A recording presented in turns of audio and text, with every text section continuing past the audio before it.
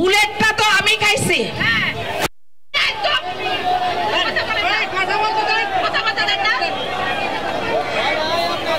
প্রজ্ঞাপন অর্থ মন্ত্রণালয়ের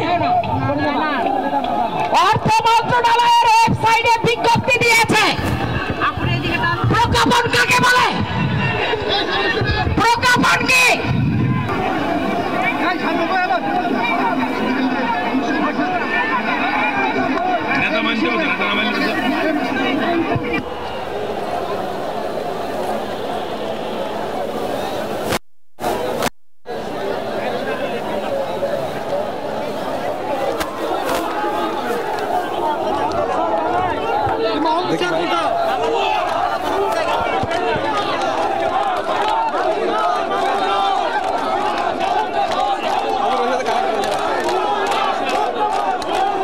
আমাদের প্রতিনিধি দল সচিবালয়ে গিয়েছিল, সচিবালয়ে ঊর্ধ্বতন কর্মকর্তার সাথে কথা বলার জন্য।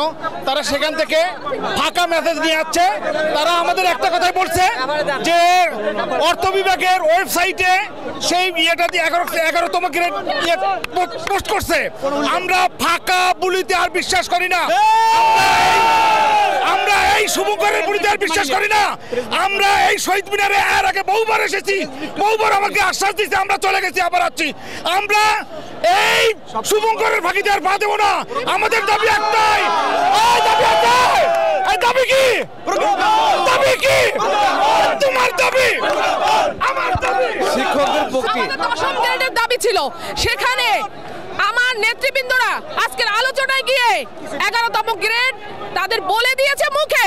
তারা প্রজ্ঞাপন দেয়নি তারা কিভাবে আমাদের এই সাধারণ শিক্ষকদের সামনে প্রজ্ঞাপন ছাড়া মুখ দেখিয়েছেন, এটা আমার ভাবতেই লজ্জা লাগে।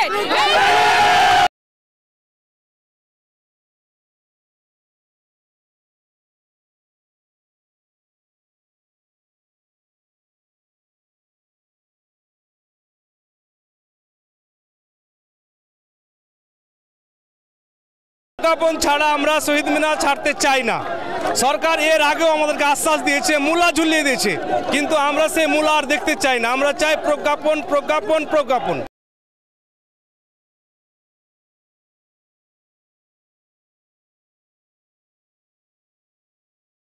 আমরা প্রজ্ঞাপন ছাড়া কোনো কিছুতেই খুশি নই।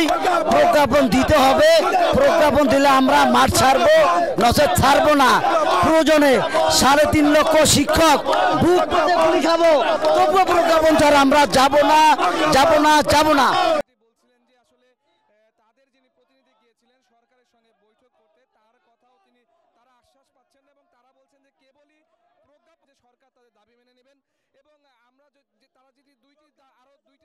বলছিলেন যে তাদের চাকরির বয়স 15 থেকে 16 বছর হলে আলাদা একটি গ্রেড টু গ্রেডটি সরকার মেনে নিয়েছে, কিন্তু অন্য দুটি দাবির বিষয়ে সরকার কি সিদ্ধান্ত নিয়েছে এখনো কিন্তু সেটি এখানে এখনো দাঁড়িয়ে আছেন এবং শিক্ষকদের বিভিন্ন প্রতিনিধি এখনো এখানে কথা বলছেন।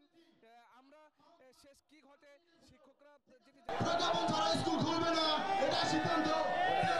আমি প্রজ্ঞাপন না, আপনি প্রজ্ঞাপন না, আপনি কখনো প্রজ্ঞাপন হতে পারেন না। প্রজ্ঞাপন দিবি জনপ্রকাশ।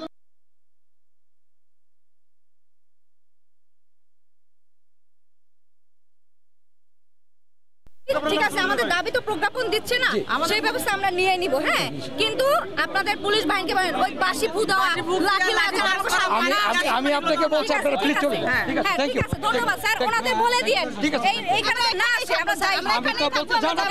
ঠিক আছে, ধন্যবাদ স্যার, ধন্যবাদ স্যার। আসসালামু আলাইকুম।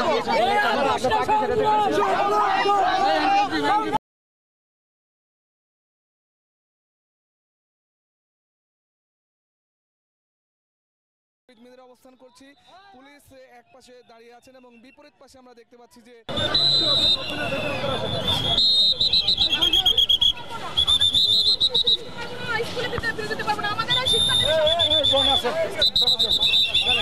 আমরা থানায় যাবো ভাই, আমরা শাহবাগ থানাতে অ্যারেস্ট হতে আসছি। মানে আমি অ্যারেস্ট হব।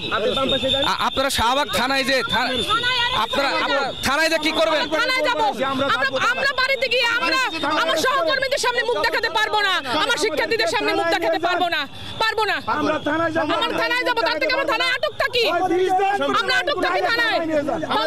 আমাদের থানায় নিয়ে যাবে, আমরা থানায় যাবো। তারা বলছেন যে এখন শাহবাগ থানায় তারা যাবেন এবং সেখানে তারা যেটি বললেন যে সেখানে গিয়ে তারা মর্যাদার জন্য এখানে আসছি, সরকারের ক্ষমতা দখল করার জন্য আসি না। আমরা মর্যাদার জন্য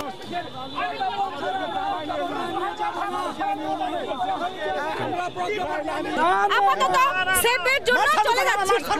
আপা আপনি বলছিলেন যে আপাতত, তার মানে কি পুলিশ চলে যাওয়ার পরে আপনারা আবার আসবেন? সেটা পরে বলা যাবে।